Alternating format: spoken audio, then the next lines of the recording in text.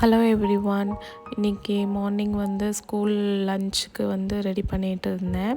ஊருக்கு போகிறதுக்கு முன்னாடி பார்த்திங்கன்னா இந்த டொமேட்டோ செடியில் இந்த டொமேட்டோஸ் எல்லாமே காயாக தான் இருந்துச்சு. வீட்டில் வேறு டொமேட்டோஸ் தீர்ந்து போச்சு. காலையில் போய் வாங்கிட்டு வரத்துக்கு டைம் ஆகிடும்னு சொல்லிட்டு வெளியே பார்த்தேன். ஒரு 3 டொமேட்டோ பழுத்து இருந்துச்சு. அதுலேருந்து 2 மட்டும் எடுத்துகிட்டு குக்கிங் யூஸ் பண்ணிக்கலாம் அப்படின்ட்டு எடுத்துகிட்டு வந்துட்டேன். காலையில் ஸ்கூல் லஞ்ச் பாக்ஸ்க்கு ஃபஸ்ட்டு பச்சைப்பயிர் நைட்டு ஊற வச்சுருந்தேன்.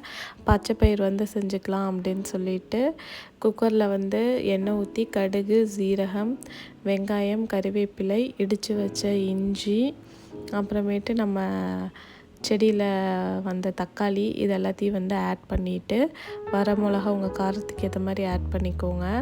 ஆட் பண்ணிவிட்டு இதை ஃப்ரை பண்ணிவிட்டு இதில் நான் ஆல்ரெடி ஊற வச்சுருந்தேன் இல்லையா, அதை கழுவி எடுத்து வச்சுருக்கேன் பச்சைப்பயிறு. அதையும் இதில் ஆட் பண்ணிக்கிறேன்.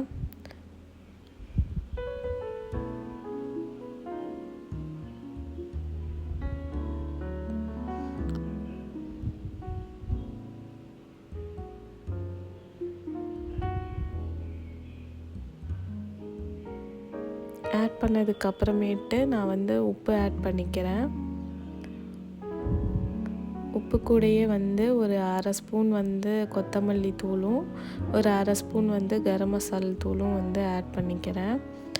ஆட் பண்ணிவிட்டு இதை நான் ஃப்ரை பண்ணி விட்டுட்டு இது வேகிறதுக்கு தேவையான அளவு தண்ணி ஆட் பண்ணிக்கலாம். தண்ணி ஆட் பண்ணிவிட்டு குக்கர் விசில் போட்டுடலாம்.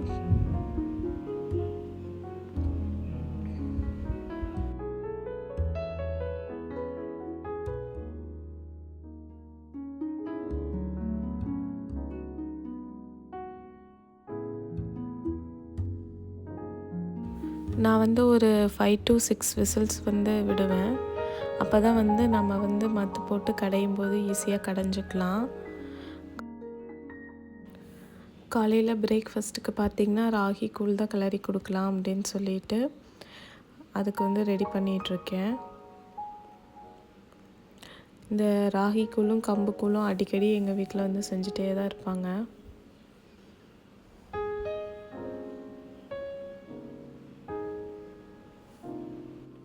இன்றைக்கி இந்த ராகி கூழ் அவங்களுக்கு மட்டும்தான் நான் செய்கிறேன். அதனால் கொஞ்சமாகவே போட்டுக்கிட்டேன்.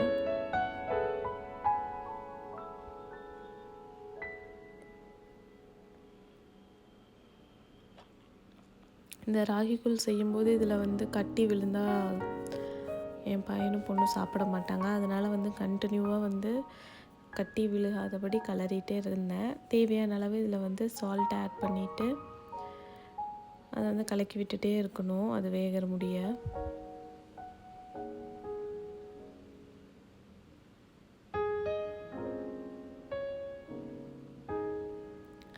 குக்கர் விசில் அடங்கிருச்சு. அதனால் பச்சைப்பயிரை மத்து போட்டு கடைஞ்சிக்கலாம் அப்படின்னு சொல்லிட்டு அதையும் கடைஞ்சி வச்சுட்டேன்.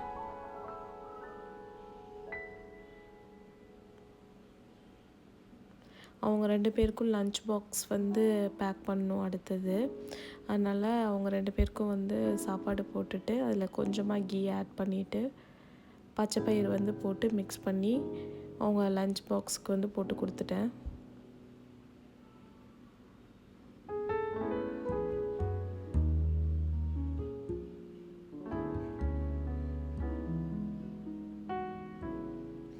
இன்றைக்கி மார்னிங்கே எல்லா வேலையும் முடிஞ்சுது. ஆனால் நாளையிலேருந்து ஸ்கூல் லீவு அப்படின்னா மார்னிங்கே எல்லா வேலையும் முடிக்க முடியாது. மத்தியானம் லன்ச் ஒரு 11 o'clock மேலே தான் ஆரம்பிப்பேன். இவங்க 2 பேர் குளிச்சுட்டு ரெடியாகி வந்துட்டாங்க. 2 பேருக்கும் கப்பில் போட்டு ஆற வச்சுருந்தேன். 2 பேரையும் சாப்பிட சொல்லிகிட்டு இருந்தேன். 2 பேரும் உட்காந்து சாப்பிட்டு இருந்தாங்க.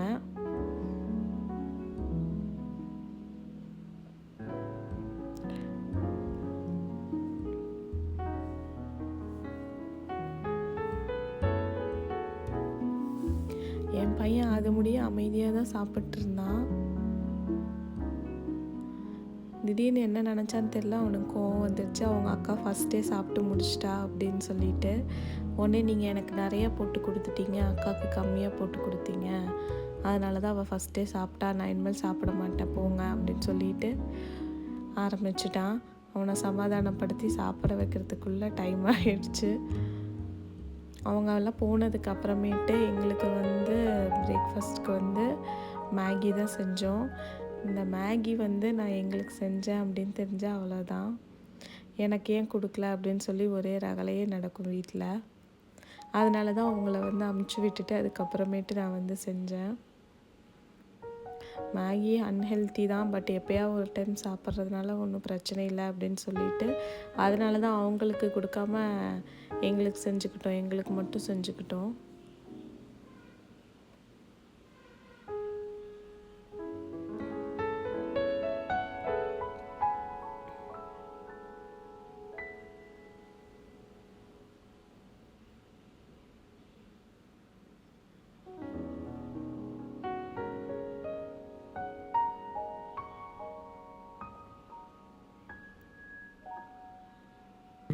அவங்க 2 பேரையும் ஸ்கூலில் விட்டுட்டு வந்தாச்சு. அதுக்கப்புறமேட்டு தான் வந்து செய்யவே ஆரம்பித்தேன். சரி கொஞ்சம் நல்லா காற்று வாங்கிட்டே சாப்பிட்லாம் அப்படின்னு சொல்லிட்டு வெளியே வந்து உட்காந்து தான் சாப்பிட்ருந்தேன்.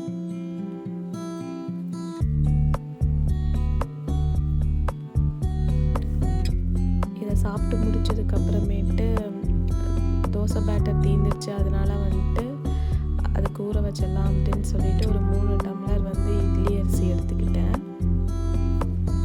1 டம்ளர் வந்து உளுந்து, 1/2 டம்ளர் வந்து பச்சரிசி, 2 டம்ளர் வந்து கம்பு, இது எல்லாத்தையுமே ஆட் பண்ணி நல்லா கழுவிட்டு ஊற வச்சிடணும்.